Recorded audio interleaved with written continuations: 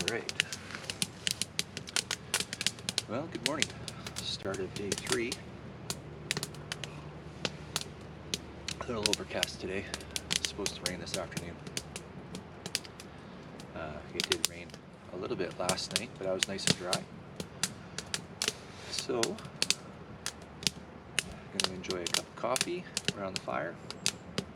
And then I'll check the weather app and see if I can outrun it. I'm not sure where I'm going to go today.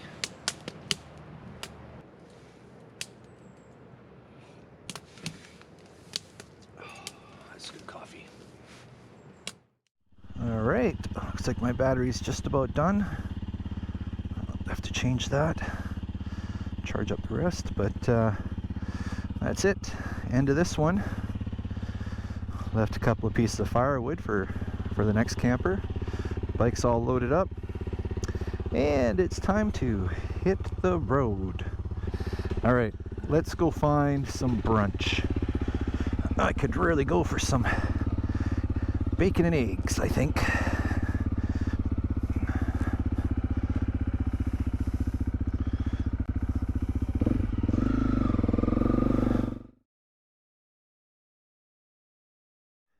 Camp for night 3. This is the Rocky Creek Forest Service site. So I am the only one camping here tonight. I got the whole place to myself, just me and the bears. So let's get the bike unpacked and get things set up.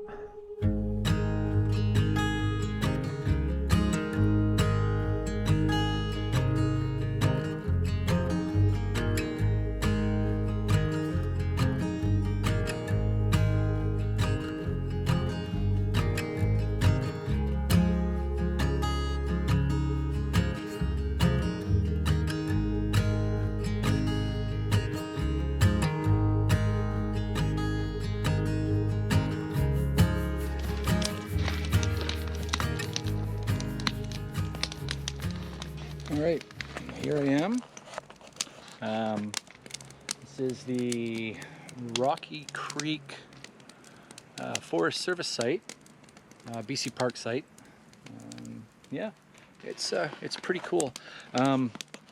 Very typical of West Coast BC rainforest. All the moss on the trees, all the down timber with all the moss on it. Just a really cool place. Really, really cool. Just love it. I'm up in elevation, so it's definitely colder. It's going to get pretty cold tonight too, I think. But yeah, just look at that. There is a logging road just up the hill over there, one of the main thoroughfares. And the nice thing about this area, nice for some, maybe not for others, is it's an OHV area as well. So actually through that, you can see a white truck up there, just climbing up the hill. I don't know if you can on the GoPro or not. But anyways, like I was saying, it's an OHV. And that means there's a lot of ATVs, quads, dirt bikes, that kind of stuff going on. You know, it doesn't bother me so much. I could see it bothering other people. If you wanted to come out here for quiet, it's probably not where you want to be. But yeah, I'm out here for the scenery, to tell you the truth. This is stellar. It's like the branches with the moss on them and stuff. It's just great. Just great. So I got tent set up. Camp is all set up now. No crazy critter bow braces this time. Instead I'm using turned over roots, uprooted roots, and the trees. So we got the main living area covered again. We got Lucy under a little bit of cover. We got myself there. Got the fire, drying out some wood, and I'm gonna make some dinner.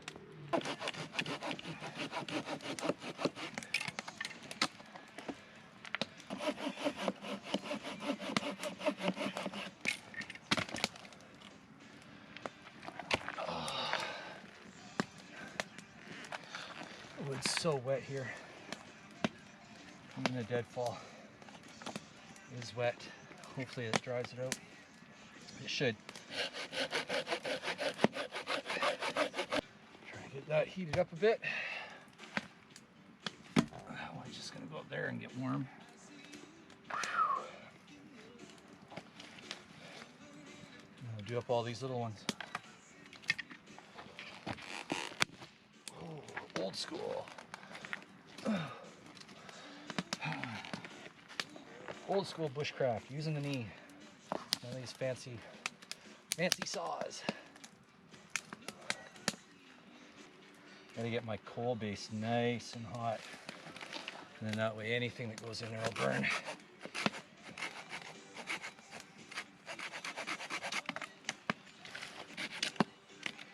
This is just a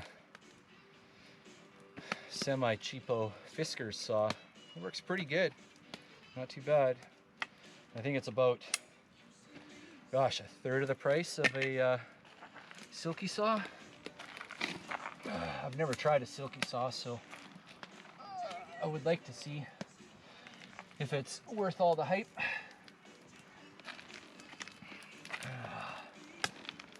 Well, I'm going to process the rest of this and check in with you later.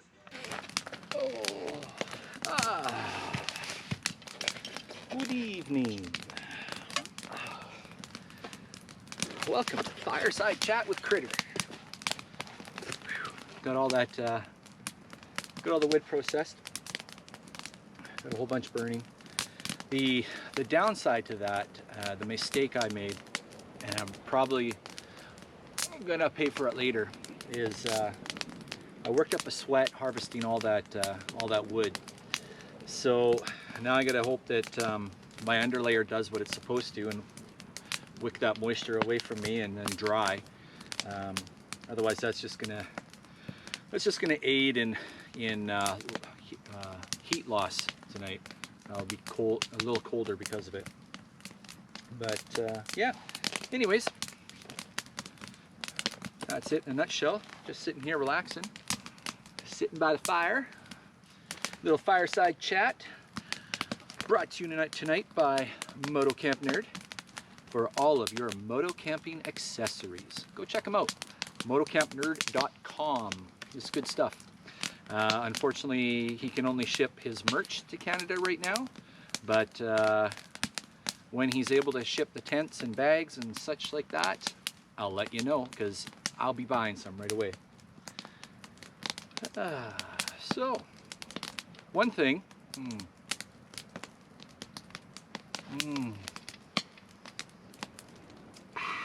Oh, still getting used to whiskey. Whew.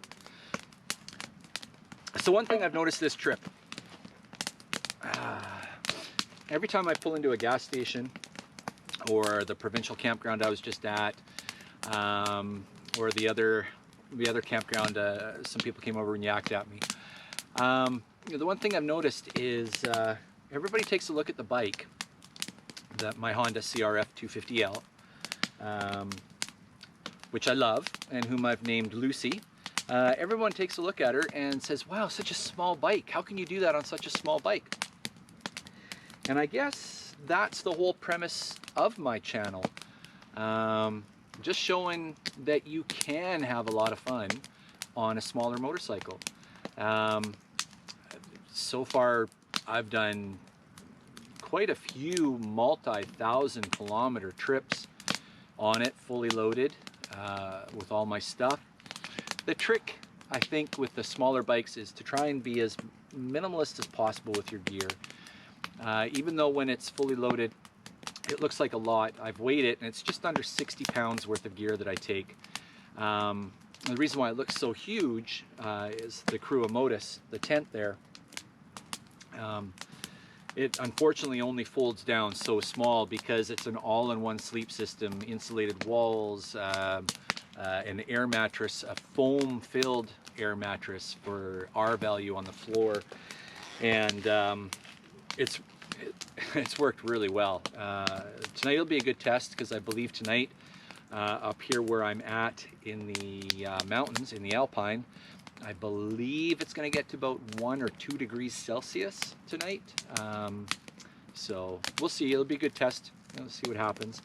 The previous nights, though, so far on this trip, I've actually opened the doors to let the air in because I've just been way too hot in there. So that's really good. So back to the 250.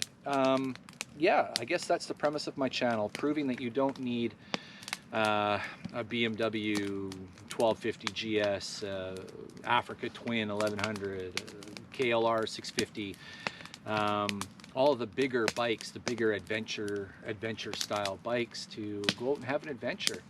I'm having a great time on this little bike. But granted, I'm not going to win any races, but you know what, when I'm off on adventure, it's my holiday, and I like to savor as much of it as I can. So that doesn't include clipping along at 120 kilometers an hour and just passing everything. My style adventuring is definitely taking the road less traveled, always veering to the right whenever I can, and just checking everything out possible.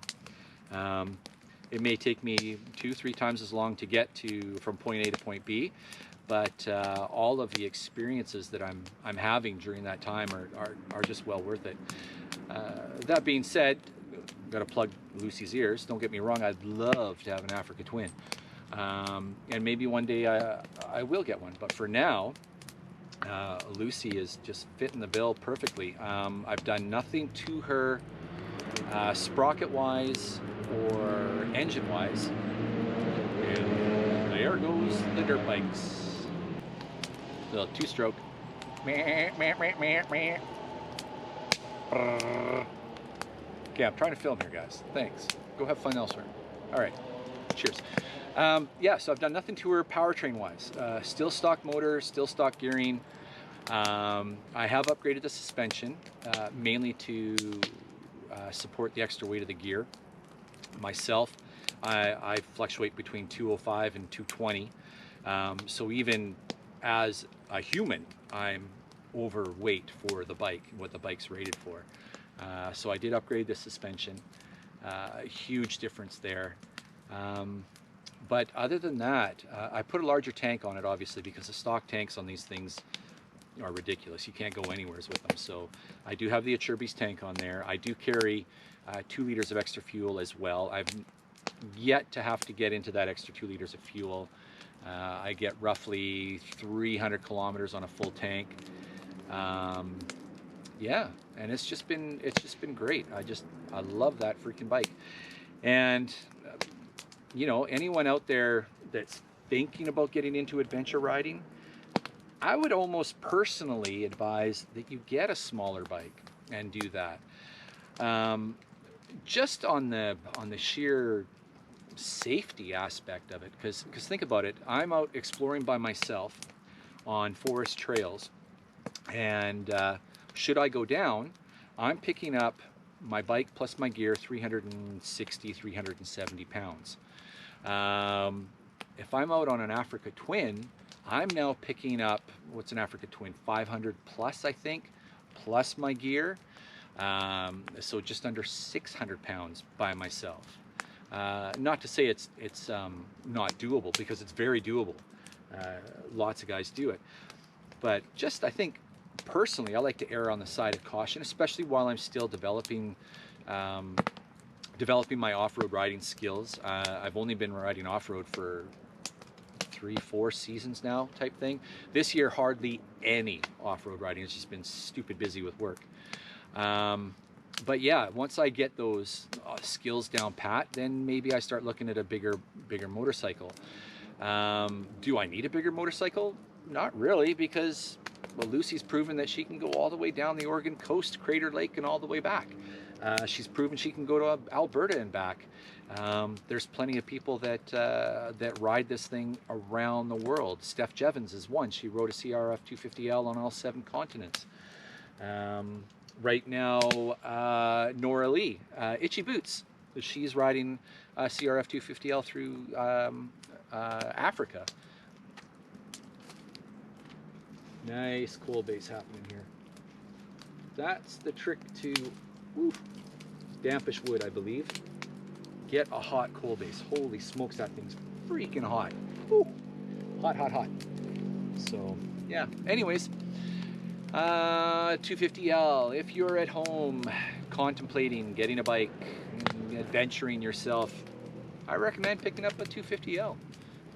You can get them for about $4 grand, and 9 times out of 10, the used ones already have all the modifications on them. So, I mean, heck, even brand new, I think they're only $6 grand, brand spanking new. But they're bulletproof. Everybody calls them a pig, and slow, and you know, you just accept it for what it is. If you're out there just to adventure and explore, and you're not looking to win any races, you're not looking to pop wheelies and do jumps and race BMX, or I mean race motocross, and it's a great bike. It really is. I absolutely adore mine, and I'm having a great time on it. So I think that's enough of this fireside chit chat ramble on session, because I'm just rambling. But yeah, I'm just going to sit back, enjoy the fire, try and get used to whiskey. I don't know. Tried a couple of different flavors, and I guess it's an acquired taste. I don't know. I'll get it. I'm sure. I don't know. It's a lot easier to carry this than it is to carry a case of beer. That's for sure.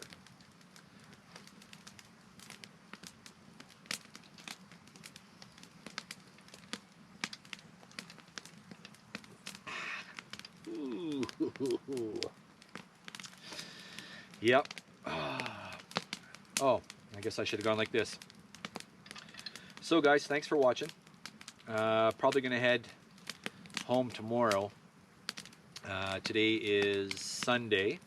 Probably head home tomorrow, Monday, because Tuesday the weather gets ugly and not fit for man nor beast. So if I don't make it home tomorrow, it means I will be stuck here, or I'll stay here for a whole another 2 nights, because I won't travel anywhere on Tuesday. But anyways, thanks for sticking around. I'm not sure if I will get much content on the ride home or not. We'll have to wait and see. Batteries are running low, and I'm having problems with my charging bank, or the GoPro batteries, or you know, GoPro, yay. But anyways, always seems to be issues with that. So thanks for tuning in. Thanks for watching. If you liked what you've seen, please consider subscribing. I do post content, not as often as everyone else, but I do post content. When I get out there, I like to film what I'm doing, and I like to take my time and try and put out something that I'm pretty proud of, or feel good about anyways, and something I think you all might enjoy. So consider subscribing if you want, and if you do subscribe, don't forget to hit that little like bell or the bell icon, and that way you'll be notified when I post new exciting moto camping content like this. Yeah, okay, that's my radio announcer voice.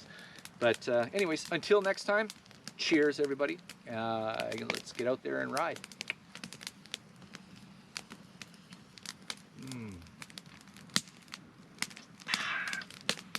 That bear over there probably thinks I'm absolutely nuts talking to myself.